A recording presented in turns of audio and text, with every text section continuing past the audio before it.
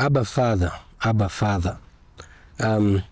We have been doing a series studying the Bible from Genesis. We've so far covered Genesis and Exodus, and what we are looking at is the true nature of God, how God is revealed in the Word of God. And we saw from Genesis and Exodus that one of the things that we notice that both of these reveal to us is that God is a good God, that He is kind, that He is loving, that He is gentle, that He is caring, that is compassionate.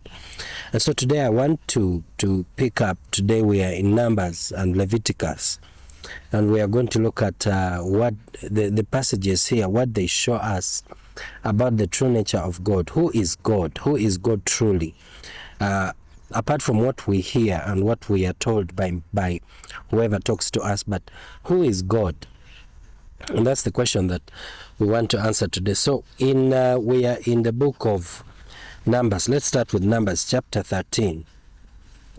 In Numbers chapter 13, the story of Moses and the 12 spies. So Moses selects a group of gentlemen from each tribe of Israel and sends them over into the land to spy out the land. He sends them, and we have their names here if you read in Numbers chapter 13 from verse 1.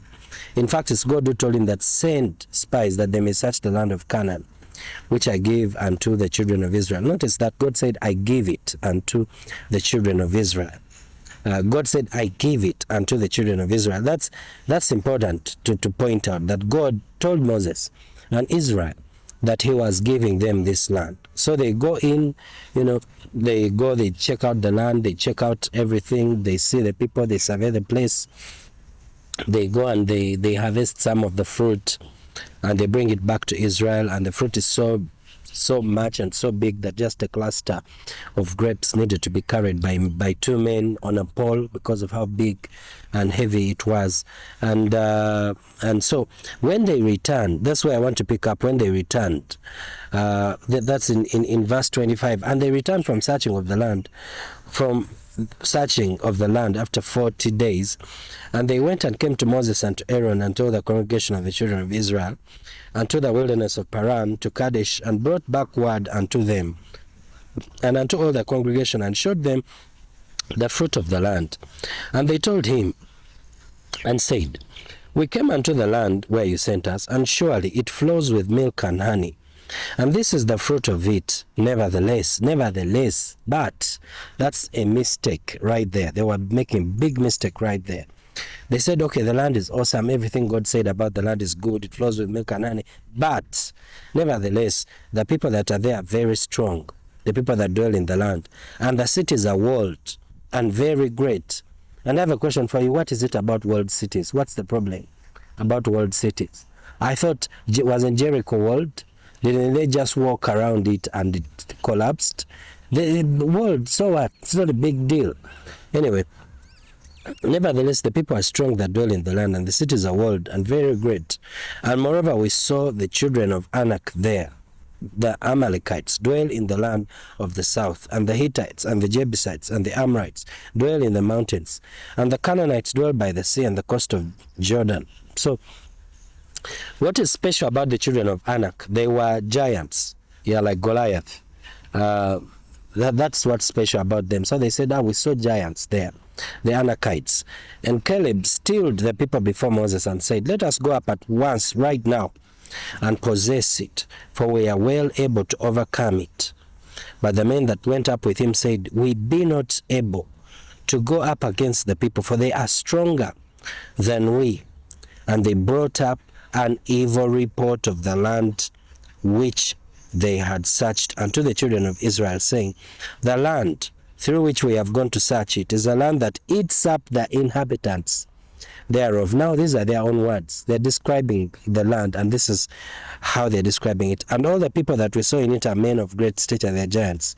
And there we saw the giants, the sons of Anak, which come of the giants, and we were in our own sight as grasshoppers, and so were we in their sight. How do you know what you are in their sight? And the congregation lifted up their voice and cried, and the people wept that night, and all the children of Israel murmured against Moses and against Aaron. And the whole congregation said unto them, would to God that we had died in the land of Egypt. Oh, we wish we died in Egypt. Oh, we wish we had died in this wilderness. And why has Yahweh brought us unto this land, to fall by the sword, that our wives and our children should be prey? Why is it not better for us to return into Egypt? And they said one to another, let us make a captain, and let us return into Egypt. This is how Israel responded when God sent them to survey the land where he was telling them. And when God told them, I am giving you this land, the God who delivered them from Pharaoh, the God who delivered them from Egypt, the God who twisted the strongest nation in the world, brought it to its knees, destroyed it literally, in order to free his people. The God who split the Red Sea, and they crossed over the sea, and then caused it to come again and destroy all of Pharaoh's army. This God, this is the God that these people are saying, we wish we had died in Egypt or in this wilderness, and that God brought us here that we may be slain by the sword. And this is the God that these people are speaking of like this. Why? Because they are giants in this land, and because the city has walls. God was strong enough to split the sea and the crossover, but is not strong enough to destroy these walls. God was strong enough to destroy the entirety of Pharaoh's army, but is not strong enough to destroy a few giants. You can see their logic is completely warped, and most of us are like this. We forget what God has done for us in the past. We forget how God has dealt with us throughout our life. When we are faced with a challenge now, our memory is as short as now. We only remember what we are going through now, and we forget the mighty victories that God has wrought in our life. The number of times he has rescued you from a sick bed, from a deathbed. The number of times he has rescued you from accidents and from certain death and sudden death. The number of times that God has helped you, that God has brought you out of very difficult situations, of abject poverty, serious trouble, serious lack. We forget all of that so easily. We are so easy to deceive. We are so easy to, just one situation causes us to lose our footing. And this is what Israel is doing. They have forgotten everything that God has done for them. And Caleb steeled the nation and said, listen, no. God told us to go in to take this land. Let's go take this land right now. Let's go right now, take this land. God has given us this land. And the people said, no, we cannot do it. God cannot give this land to us. Let's turn. And they said this, let us choose another captain. And let us go back unto Egypt. They are willing to turn and walk back through the wilderness, back to Egypt, because they are afraid of giants in this land. They are willing to go back into bondage and slavery. They don't see a way that God can deliver them, and I wonder how they were going to cross the Red Sea again. Were they going to swim across it? Were they going to fashion boats and float over it? And they picked up stones. Then Moses, verse 5, then Moses and Aaron fell on their faces before all the assembly of the congregation of the children of Israel. And Joshua the son of Nun and Caleb the son of Jephunneh, which were of them that searched the land, tore their clothes. And they spoke unto all the company of the children of Israel, saying, the land which we passed through to search is an exceedingly good land. If Yahweh delights in us, then he will bring us into this land and give it to us, a land which flows with milk and honey. Only rebel not you against the Lord, neither fear ye the people of the land, for they are bread for us. Their defense is departed from them, and Yahweh is with us. Fear them not. But all the congregation stoned them with stones. They chose to stone them with stones. They picked up stones to stone Joshua and Caleb. and the glory of Yahweh appeared in the tabernacle of the congregation before all the children of Israel. And Yahweh said unto Moses, how long will these people provoke me?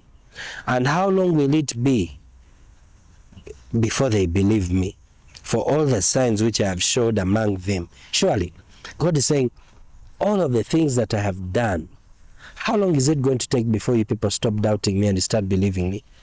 I will smite them with a pestilence, disease, a plague, and disinherit them, and will make of you a greater nation and mightier than they. And Moses said unto Yahweh, then the Egyptians shall hear it, for you brought up these people in your might from among them. And they will tell it to the inhabitants of this land, for they have heard that you, Yahweh, are among these people, that you are Lord, you are Yahweh, that you, Yahweh, are seen face to face, and that your cloud stands over them, and that you go before them by day time in a pillar of a cloud and in a pillar of fire by night.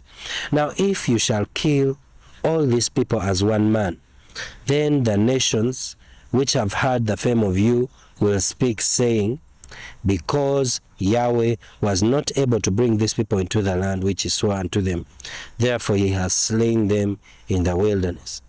And now I beseech you, let the power of my Lord be great, according as you have spoken, saying, Yahweh is long-suffering. Moses is telling him, Lord, do as you have said. And this is what you have said, that Yahweh is long-suffering. Moses is telling him, Lord, you said you are long-suffering. Now, be long-suffering. Show us your long-sufferingness and of great mercy.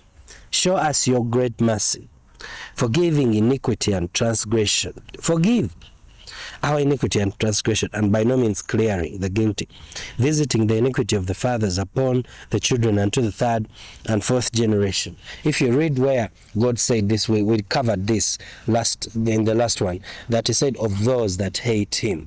He says, pardon, Lord, I beseech you, the iniquity of these people according unto the greatness of your mercy, and as you have forgiven these people from Egypt up until now. Wow. Moses knows God. Moses knows that God is kind. He knows that God is merciful. He knows that God is compassionate. He knows that God is long-suffering. He's patient. And Moses is appealing to the nature of God. Moses is appealing to God's kindness and God's mercy and God's love. And Moses is saying, God, don't stop being who you are.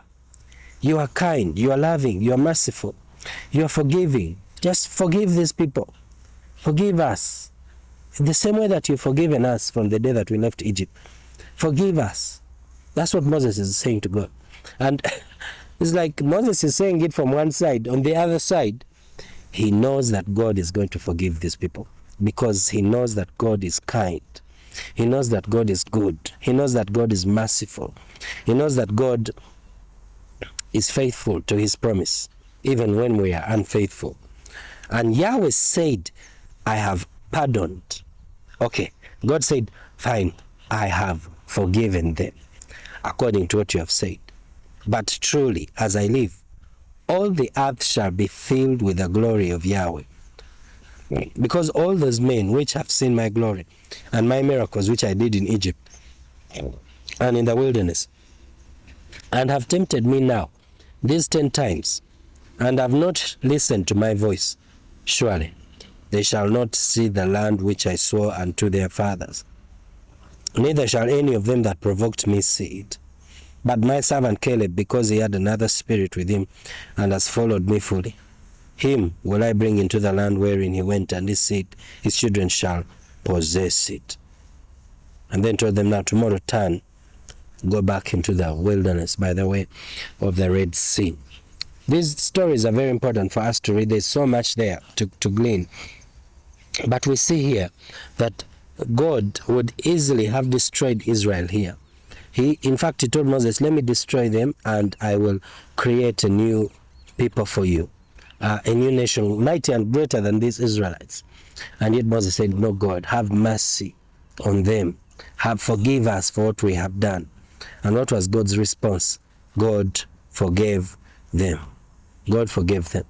And we see him doing this again and again and again throughout. There's another story in Numbers chapter 11, verse 1 to verse 3, where people complain and murmur, and then the fire of God falls and starts burning among the people like a plague moving.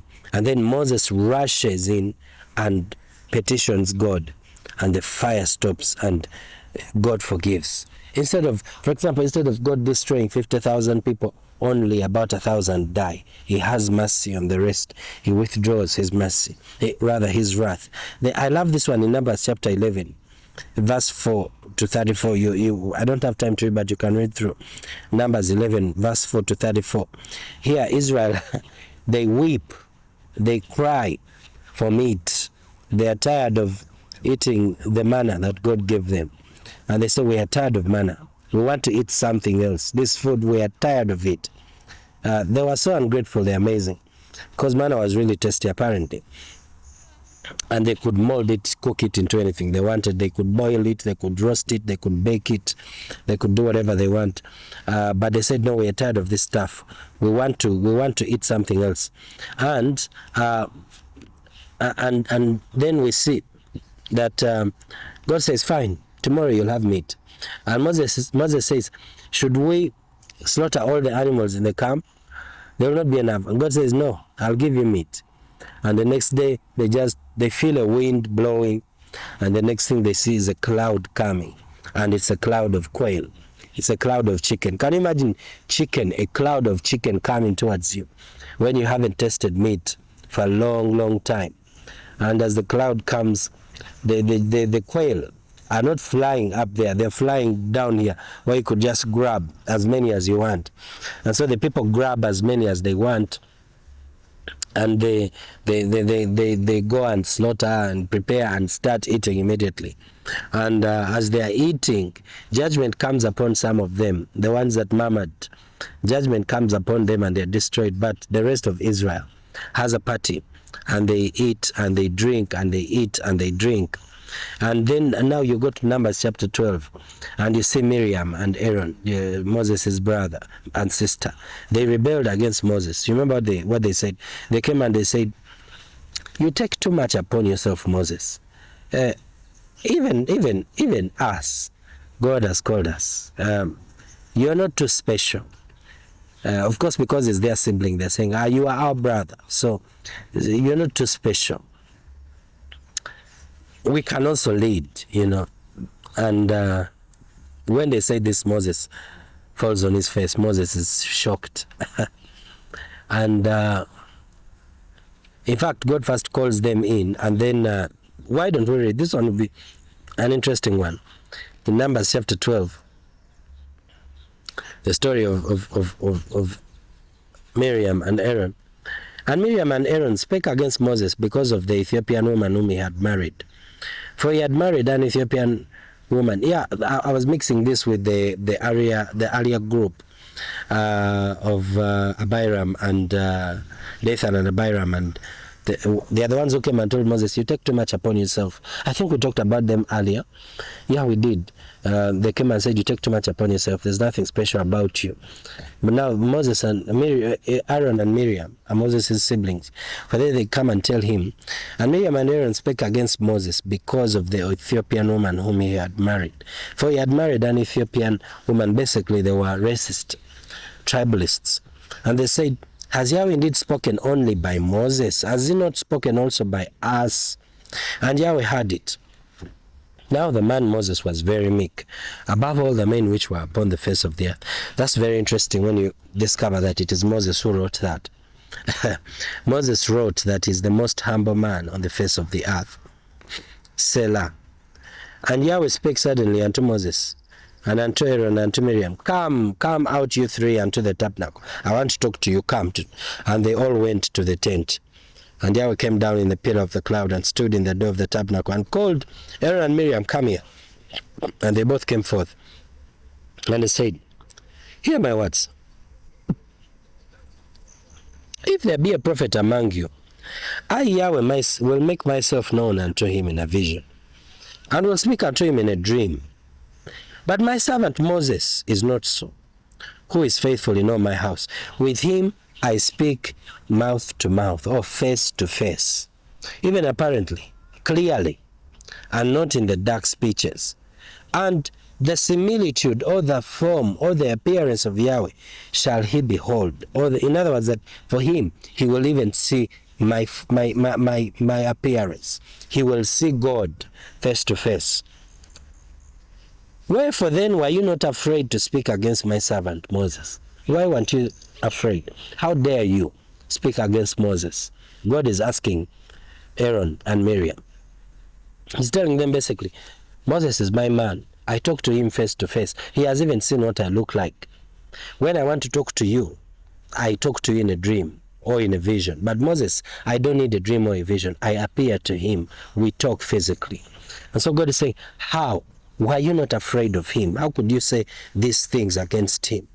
And the anger of Yahweh was kindled against them, and he departed, and the cloud departed from off the tabernacle. And behold, Miriam became leprous, white as snow. And Aaron looked upon Miriam, and behold, she was leprous. And Aaron said unto Moses, Alas, my Lord, I beseech you, let not your sin upon us, wherein we have done foolishly, and wherein we have sinned. Let her not be as one dead, of whom the flesh is half consumed, when he comes out of his mother's womb. And Moses cried unto Yahweh, saying, Heal her now, O God, I beseech you. I plead with you. Heal my sister. Forgive her foolishness. And Yahweh said unto Moses, If her father had spit in her face, should she not be ashamed 7 days? Let her be shut out from the camp 7 days, and after that she can come back again. And Miriam was shut outside of the camp 7 days. And the people journeyed not until Miriam was brought in again. And afterward the people moved to Hazeroth and pitched in the wilderness of Paran. So you've got the story here. Miriam, if it isn't for Moses, she's dying. Because every other person who stood up like this, like Abitham, and when they stood against Moses, their punishment was severe. But Moses pleads, beseeches God for Miriam, and says, Lord, have mercy on her. And God says, fine, I'll have mercy on her. Let her be out of the camp for a couple of days, and then when she comes back, she'll be received, she'll be fine. And that is how Miriam survived. And then now we go to what I'm talking about, number 16, Korah's rebellion. Korah and Abitham, both of them challenged the authority of Moses and Aaron. They said, even us, we are people of God. Even us, God talks to us. What's so special about you? And boom, the ground opens up and swallows them and their families, the people who are with them. And the next day the people woke up and said, Moses killed Aaron, he killed Korah. Moses is the one who killed him. The people rebelled against Moses, and a plague broke out, and people started dropping dead. And Aaron goes and grabs incense, and then he runs in the middle of the plague with incense. He runs in the middle of the plague with incense, and the plagues were stayed. The Bible says, number 16:48, the plague, the judgment stopped where Aaron was. And all the people who are on this side, Aaron stood between them and death because of incense. Because God, there's something you notice here. You may say, well, but why is God destroying these people? Because of covenant. We'll come to that another time. But, God is so interesting. God would rather have mercy than punish. He would rather have mercy than judge. Even now that he's judging these people, he's not judging them because he's sadistic or he's evil or he's mean. It's because he's faithful to his covenant. And now they have engaged the covenant where, because of the covenant, God has to be faithful to his covenant, to his word. And because of that, the covenant that they are in and the laws of the covenant require a punishment, in fact, destruction for what they are doing. That's the prescribed punishment in the covenant. So God executes according to his faithfulness and the truth of his word. However, at any given opportunity, the moment he gets the chance to have mercy and to stay his judgment, he immediately takes it every single time. Even when these people, when he's judging and destroying, the moment somebody repents, instantly he stops. The moment an atonement is made, like now with incense, immediately, instantly stops. The moment Moses pleads with him to have mercy, immediately he has mercy. I don't know if you see what I'm saying. That we see this repeated throughout, that God has to keep his word. And his word requires him to judge sin. You get that? Yes. So he judges sin because he has to. He has to do, he's faithful to his word. He's faithful to his covenant. He is just. He is righteous. He is holy. And so because they are in rebellion, he needs to deal with them.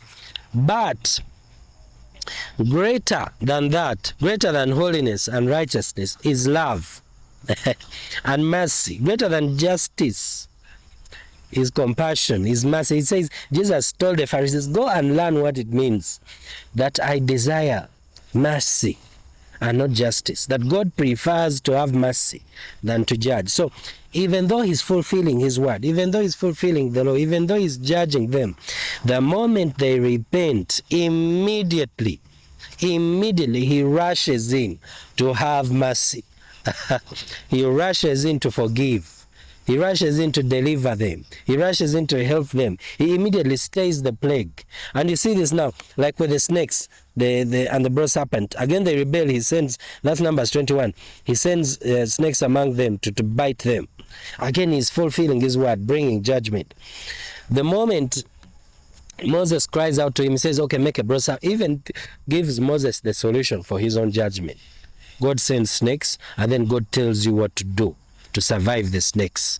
Now tell me if that is not a compassionate God. Why did he send the snakes? Because he has to be faithful to his word and to his promise and to the covenant. They are in a covenant of legalism, where of law, where the sin must be punished. That's the covenant they are in. If God ignores their sin and doesn't punish them, he is proving to be unfaithful.